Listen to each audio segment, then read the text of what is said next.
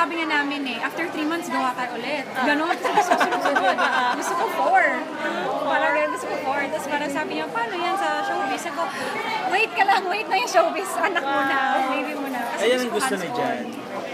Gusto namin 4. 4, Gusto namin 4 talaga. Kaya gusto namin sunod-sunod. Wow. Hindi ka umihirapan. Ay, hindi. Sobrang excited na nga ako ngayon. Sabi ko, mga ilang months ba pwedeng gawa naman ulit ng baby? Sabi niya, wait lang. Ito muna si baby. Kung possible, kung magkaroon kayo ng kambal, much better. Ganun ba yun? Ay, oo. Pero counted as 1 yan. Wow! Sobrang gusto ko. Bakit 4? Wala, kasi Parang yung sa 4 no, nung wedding nyo.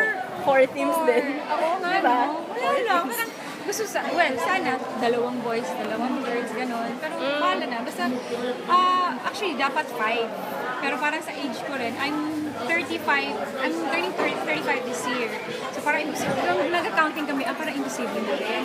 Ayoko naman din na mahirapan. No? So as much as possible, ayaw namin ma-CS. Pero huwag natin, hindi natin hawak. Pero nang nalaman